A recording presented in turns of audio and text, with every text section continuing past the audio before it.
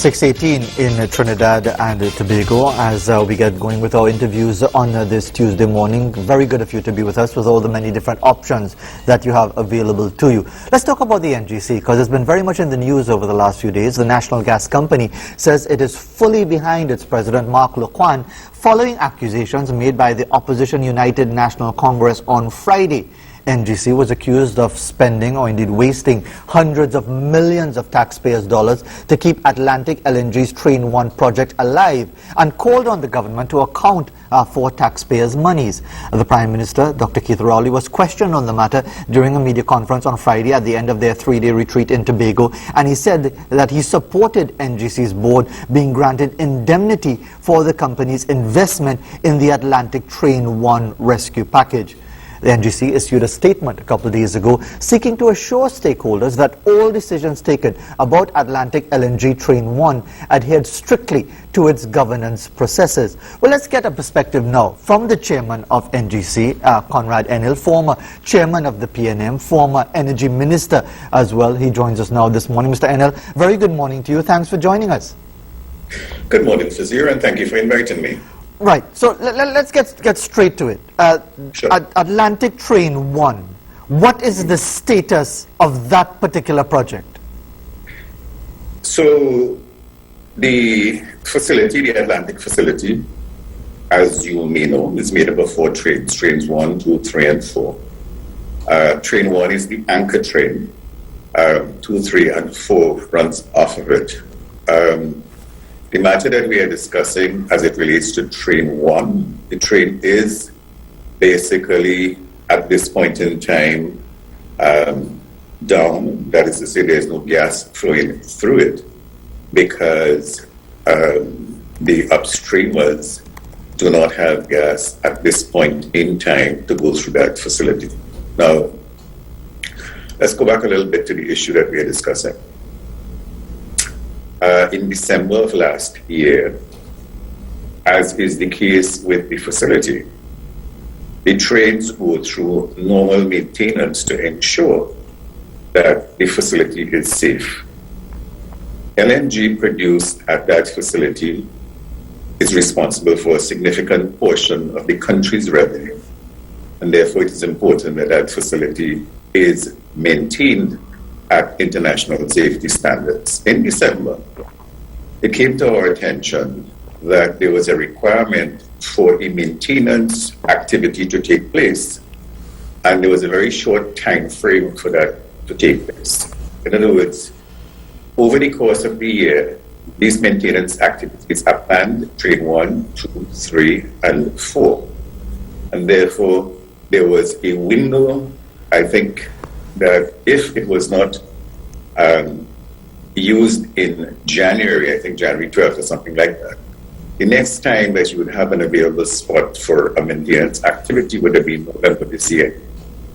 That meant that the facility itself would have had some difficulty insofar as its maintenance activity was concerned.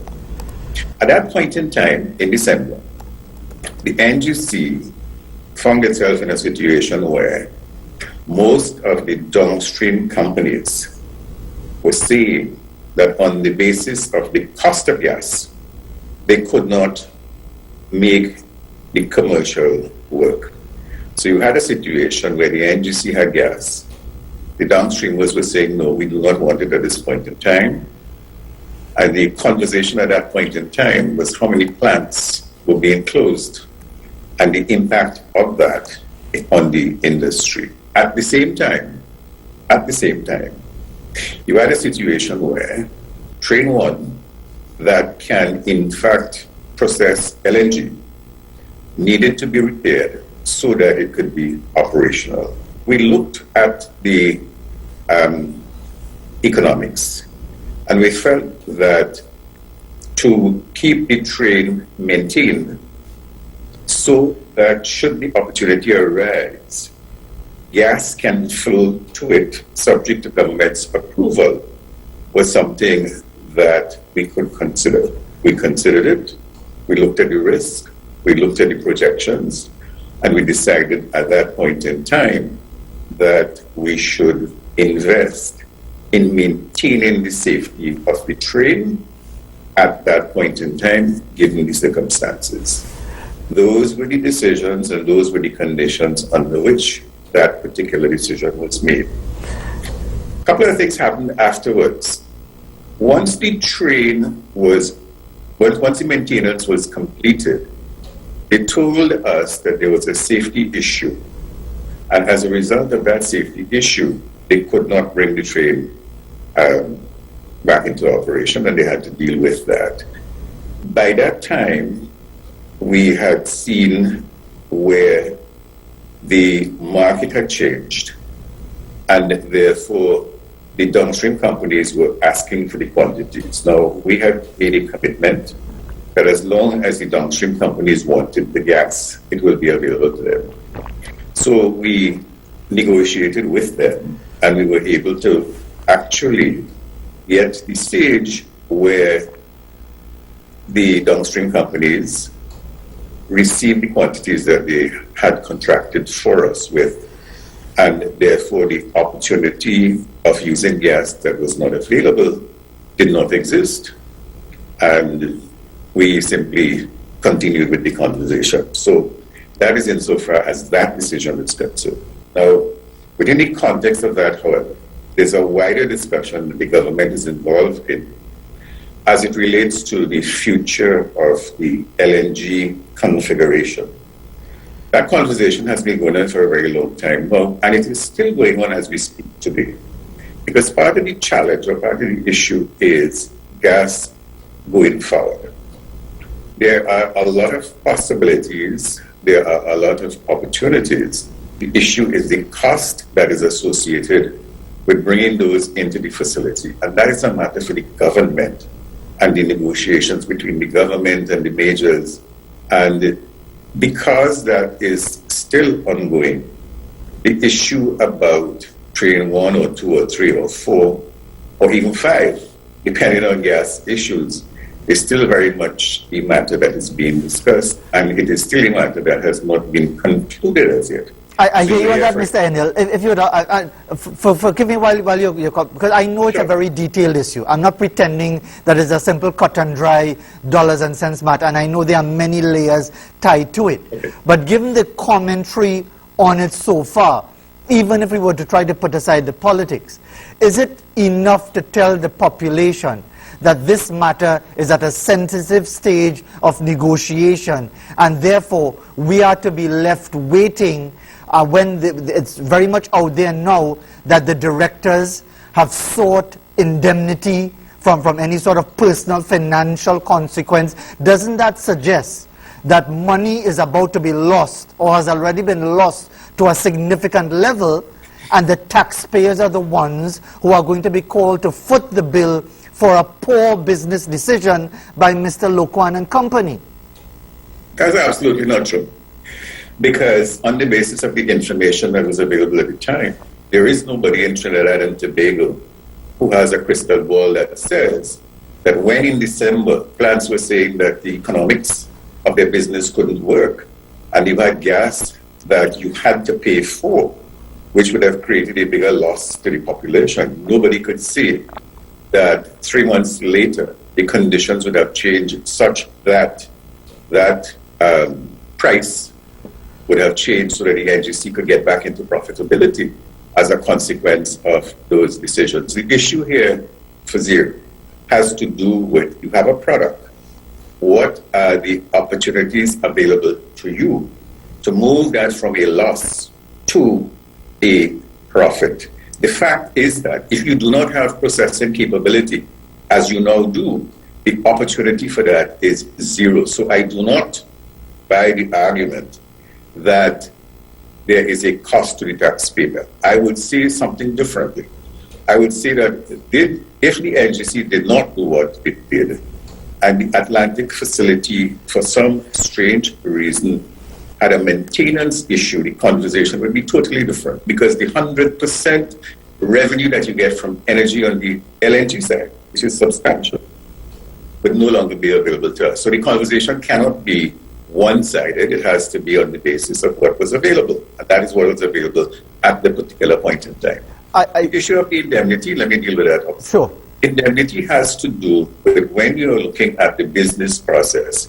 Are there decisions that you are in control of? There were decisions that do not belong to the directors. There are decisions that the government has to take. In those circumstances, those issues were made clear to the government, and the decision was based on the fact that we understood that if those decisions went in a different direction, then there would be some in the population who would say that it is a fault of the directors. The directors basically looked at the information that was available, looked at what we saw as the most likely case on the basis of information that we had, and made decisions. We do that every single day. The issue of indemnity is not new.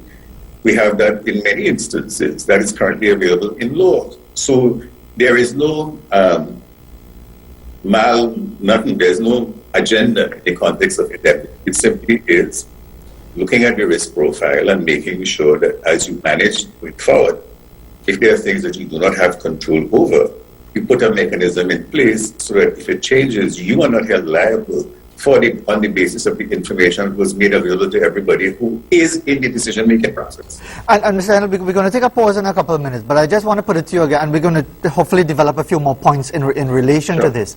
But you're a citizen of Trinidad and Tobago. The Express editorial, which might appear to be unbalanced from your perspective from Sunday, when it talked about the willingness to grant personal indemnities to directors of NGC and the debacle of Atlantic LNG's Train-1 as astonishing. You might see that as unbalanced. But in the context of this country's experience of World GTL, Beetham Wastewater, of rapid rail and the cost of a feasibility study. Do you appreciate, Mr. Enel, where situations like this will again be seen by the wider population, whatever the color of the politics, as another example of political machinations saving people from decisions that are costing the country hundreds of millions of taxpayers' dollars? I do accept that. Why? On the basis, you have a facility for zero. The facility requires maintenance. Let's forget the allocation issue, because it is required to maintain the revenue stream that you have. How is doing that? And by the way, because the NGC knew that this was taking place, there was a quantity of money allocated for the NGC's portion of this maintenance. Could I ask you just to pause for a moment, because we're just going to take a break, and we'll come back on that specific point. Just stick a pin. Sure. And we'll Absolutely. We'll develop that particular point on the issue of this, the mandatory maintenance and the short time frame. We'll come back on that discussion with Mr. Enel. For doing them too. Somebody going to love the way that you look. Somebody going to find you look like a mook. Nothing you could do, it's out your control.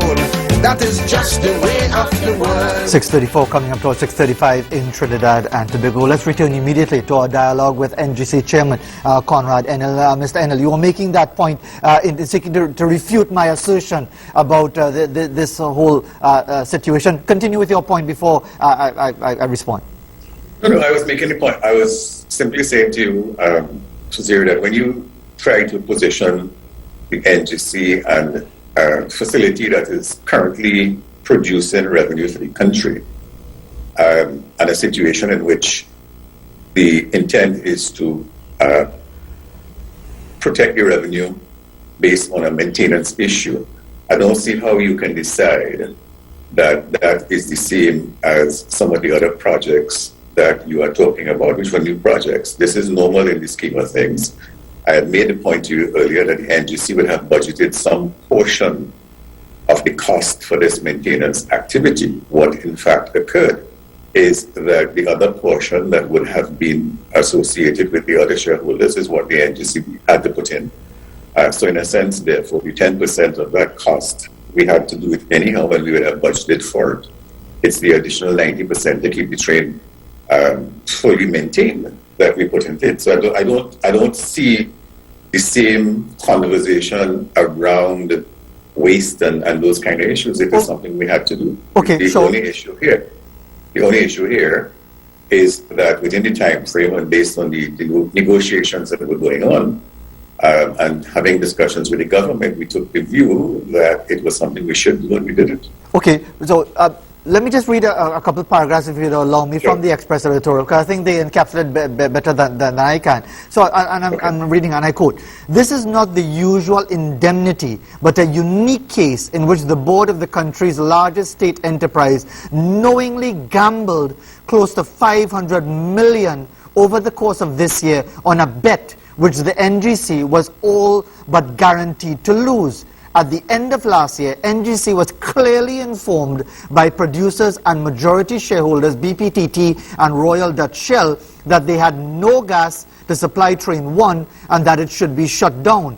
For reasons that remain unfathomable, NGC, with the full backing of the government, decided to keep Train-1 going and to pay to keep it alive. Last month, having already spent about 200 million on an idle Train-1, and with further payments due, the rug was pulled from the project.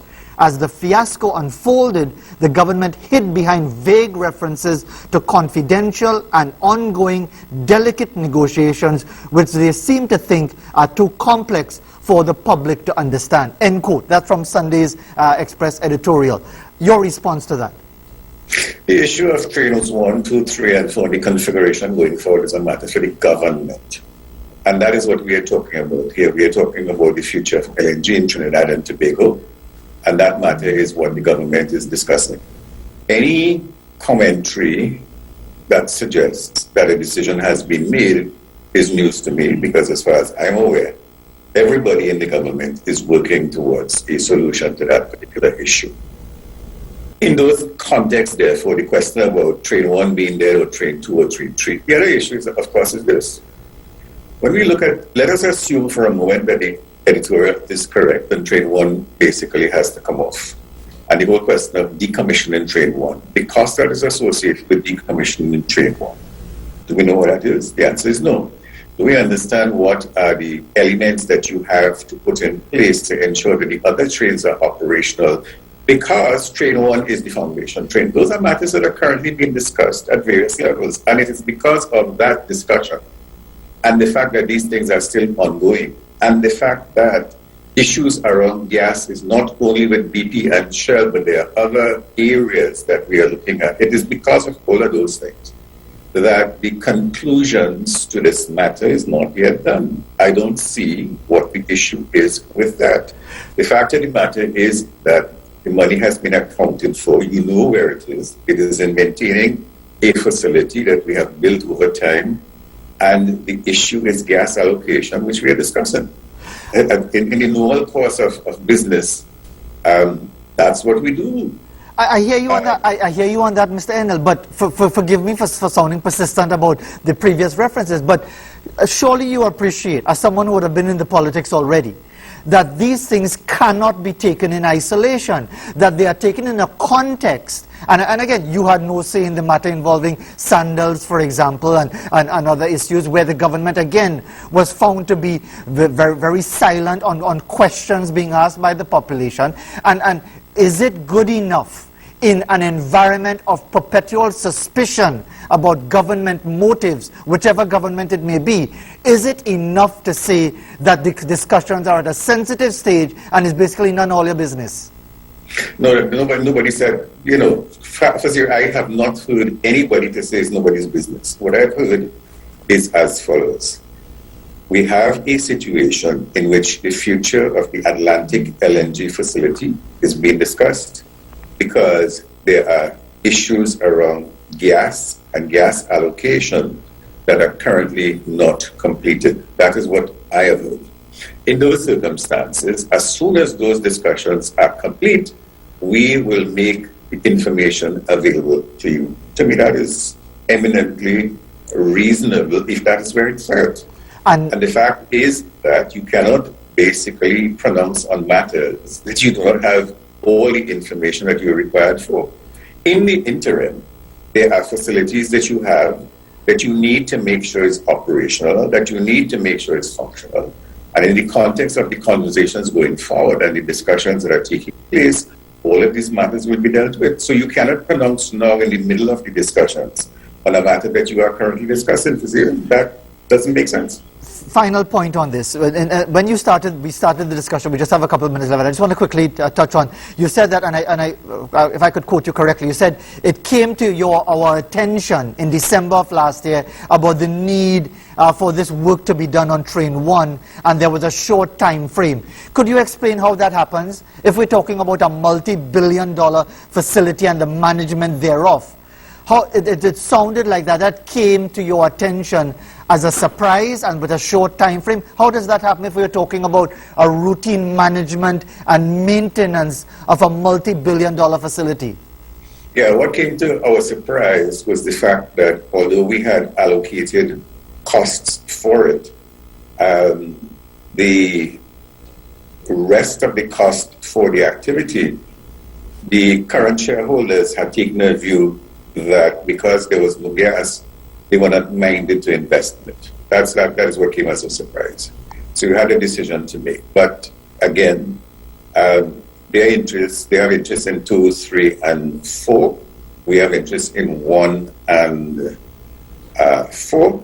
We were in the middle of a discussion. We were in the middle of a conversation. We currently own 21% of the Atlantic ownership structure. If Train-1 is no longer there, that moves to 11%. That is not a good position for the people of Trinidad and Tobago. And therefore, on that basis, you need to maintain your equity position. The investment in doing that allows us to so simple. And just finally, you said the current shareholders. By that reference to the current shareholders not being minded to have that interest in Train-1, are you speaking about the government of the day? No. The other shareholders. The government of the day has a 10% shareholding in Train-1. BP, Shell, the Chinese have the other percentages.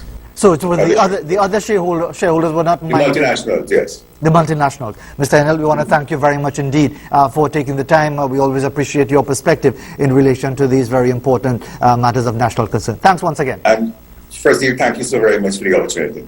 More than welcome. Conrad Enel, former Energy Minister, now Chairman of the NGC, former Chairman of the People's National Movement as well. And no doubt the dialogue will continue in relation to this issue of NGC, as with other matters that relate to the public purse and whether or not we are actually getting value from these significant investments over these many decades in Trinidad and Tobago. Always on the scene, they used to control the Baba Green.